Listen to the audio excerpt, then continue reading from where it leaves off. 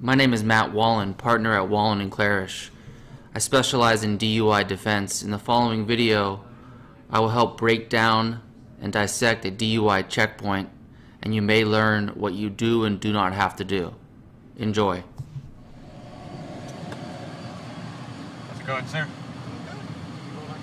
Am I free to go? Am I being detained?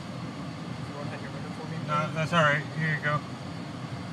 Am I free to go? Do you have your driver's license with you, sir? Why are you pulling me over? It's a DUI checkpoint. How's my license going to help you judge whether... You can have this card back. Am I free to go? No, you have your driver's license. I don't feel I have to show that to you. I'm at a DUI checkpoint. I'm not intoxicated. Okay, so right here, he doesn't actually hand the guy his license. Is he by law required to show his license at a DUI checkpoint? If we assume that the checkpoint is lawful in whatever state this takes place in, generally, one does not have a Fourth Amendment right to their identification, meaning he would, under these circumstances, have to provide some form of identification via his name and some identifying information. Well, how would I know that if you have your window up? Am I free to go? No, you're not. Stand by. Let me know when I'm free to go.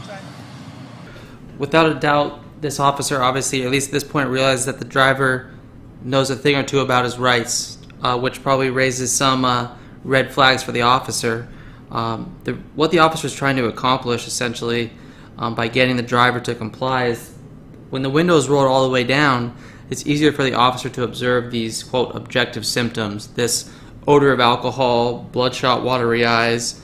These things are more easily referenced in a police report when the officer can say that the suspect or the driver's window was rolled all the way down. And by this driver not rolling his window down, it could do one of two things. It could lead the officer to think, I need to be careful, this guy knows his rights.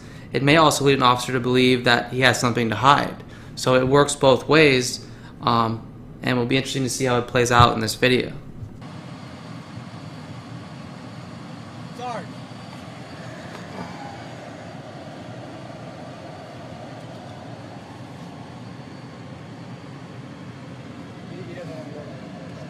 Is this a license check or a DUI check? It's a DUI checkpoint. Am I free to go?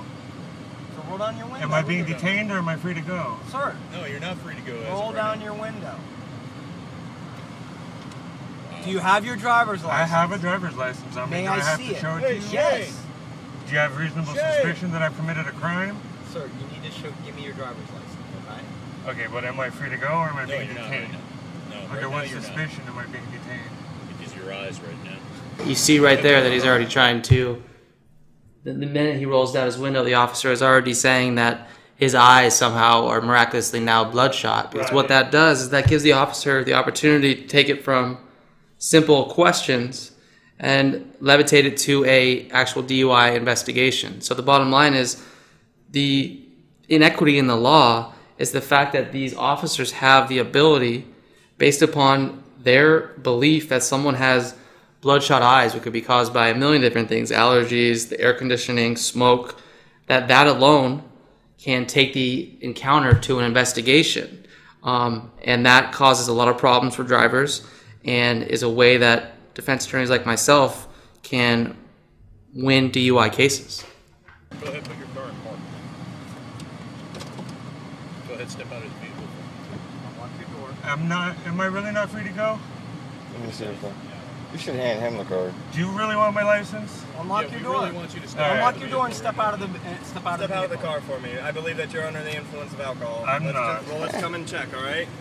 Alright. There's a few of us that believe that, all right? So just come on out for us. I don't and make sure understand you're why safe. you would think that. Because your eyes are glassy, bloodshot, watery. In addition to that, you have droopy eyelids, which would be a different sign altogether. But just come out, let me look at your eyes, and make sure you're safe to operate a motor vehicle. Am I being detained? Yes, come on out to see if you're safe to operate a motor vehicle. Okay, so this guy actually tells him, yes, he's being detained. But that's not the same thing as being under arrest. Correct. Yeah, there's different levels of police-citizen encounters. The courts will classify it normally as a voluntary encounter, an investigative detention, or an actual custodial arrest. Whether or not the encounter is a voluntary encounter is based upon the facts, just as whether or not an encounter is considered a detention or arrest is based upon the surrounding circumstances. Just the words alone don't normally control. It's the surrounding circumstances, the tone of the officer. In this situation, the reason the driver keeps asking that question is obviously he's somewhat familiar with the free to leave standard, where you can ask an officer, am I free to leave? And if the officer says no, then if the case were to come to court, the lawyer would be able to argue that at that point the person was detained, and when you're detained you have certain rights that are triggered. For example, to detain someone lawfully you need to have reasonable suspicion. As you hear come up in this video, obviously this driver does not believe that these officers have the necessary and requisite reasonable suspicion to detain him. So I'm not free to go. I'm not going to ask you one more time to open the door. The next I don't want to step take any is I'm tests. going to... Okay, but that's beside the point. The next step is I'm going to physically take you out of the car. I don't want that. So. Do you understand that? Under threat of arrest. Now you're stumbling out of the car. I'm not Stumbling. I record tape. Let's stop. Let's go over here. Let's see safe operating vehicle. Clearly he didn't stumble out of anything.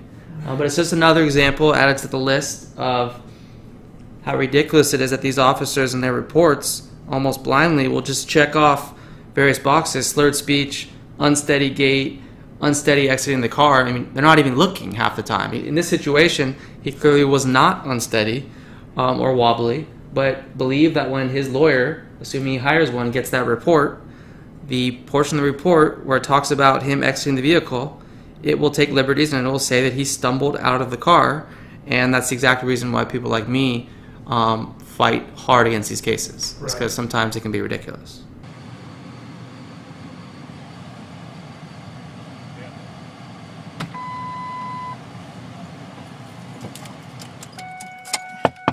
Go ahead, step out of the car, sir.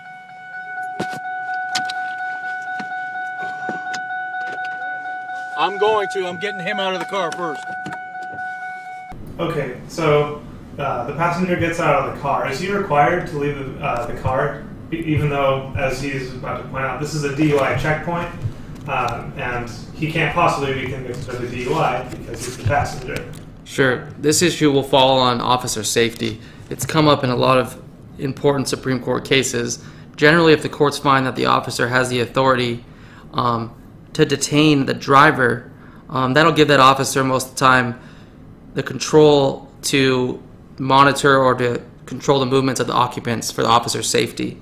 The officer can prevent passengers normally from exiting or leaving the scene. They can also require a passenger to get out of the vehicle, even though the reasonable suspicion, assuming he even has it, doesn't necessarily apply to the passenger. It's obviously for the driver.